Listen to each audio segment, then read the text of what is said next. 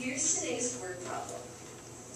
Let's say Mr. Jones wants to build a storage shed, and he wants the walls and the roof of his shed to be made out of plywood, and he wants it to have a cement floor.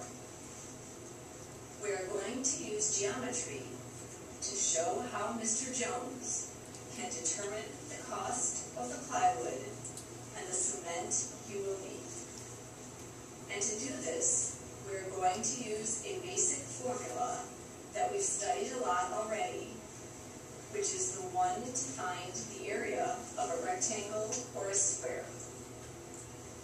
We will also be using the new formulas that we learned yesterday and how to find the volume of a container and how to measure the area of a triangle. You might not realize it now, but one day these formulas will be really useful to you all. Okay, now please write this down, because we'll need this information at the end. The costs of the material are, let's see, the wood costs $3 per square foot, and the cement costs $14 per cubic foot.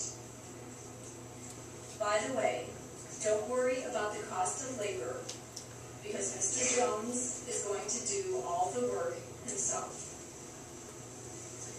Mr. Jones wants a medium-sized square shed with enough room to store bicycles, a lawnmower, and boxes. Let's say each wall will be 10 feet long and 8 feet tall, and 4 walls will be equal in size. So after we find the area of one wall, we can just multiply by 4 to find out how much wood we'll need for the walls. All right, let's review together.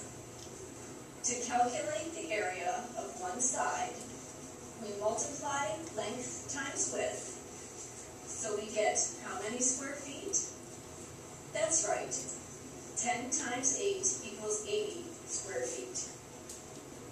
But like I said before, now we need to multiply this number to get the total amount of wood that we'll need. And you're right, the answer is 320 square feet. Now I bet some of you might be wondering to yourselves, where are we going to put the door? And you're right, that could complicate your equation somewhat. But we'll let Mr. Jones worry about that later. Eventually, Mr. Jones will have to cut an opening where he can install the door. Now, what do we need to do next? That's right, Mary, you got it. We need to figure out the area of the floor so we know exactly how much cement to buy. Who can tell me how to do this? This one's super easy, isn't it? We know each side is 10 feet, so the area of the floor is 100 square feet. Finding the area is the first step to calculate the cost of the cement. The second step is to use that new formula we practiced yesterday. Now, how do we calculate volume? Remember, in addition to the length and width, we need to know how thick Mr. Jones wants the floor to be. Let's make the cement floor 3 inches thick. Now, what do we do when we have one measurement in inches and one measurement in feet? That's right, we have to convert in order to end up with consistent units of measurement. Oops, there's the bell. We'll just have to pick up where we left off tomorrow. And we don't want to forget the ceiling of the shed.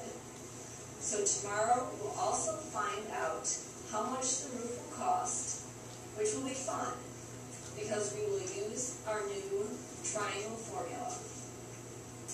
Then we'll have a pretty good idea of how much Mr. Jones will have to pay for all the materials. Before we leave, class, I have an announcement. Quiet down, please. This applies to a couple of you. The student council will meet as scheduled on Wednesday, but the room has changed, so check the bulletin board for the new information. I guess they are remodeling or something on the second floor. See you tomorrow.